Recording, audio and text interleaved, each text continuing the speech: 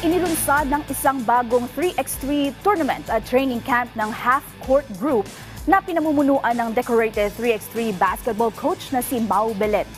Yan ang ulat ni Daryl Oclares.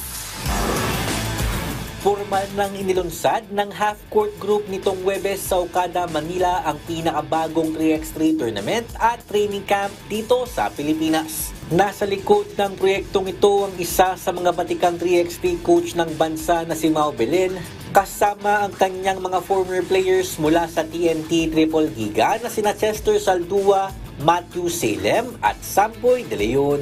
Sa naging payag ni Belen, sinabi niyang target nila na magbukas ng panibagong pinto para sa mga basketball players bukod sa mga professional leagues. So those college players that are playing right now, madadagdagan yung pangarap nila.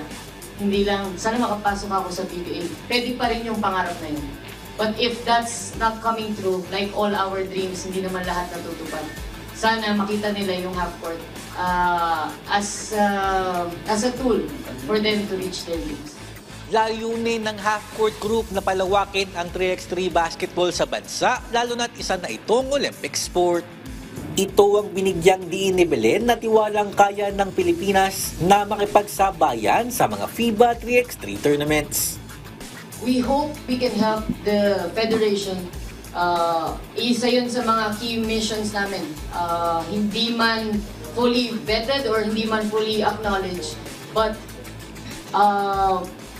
with the application of this tournament to the LightQuest, surely this will add points to the country, and hopefully we can do it year in, year out, leading to the LA Olympics and more Olympics to come. Aarangkada ang half-court 3x3 tournament sa 3 sunod na weekends ngayong Setyembre kung saan tig-16 sa men's at women's team ang maglalaban. Ang magwawagi sa men's division ay makakapasok sa FIBA 3x3 Pochon Challenger sa Oktubre, samantalang 20,000 pesos naman ang makukuha ng kampyon sa women's division.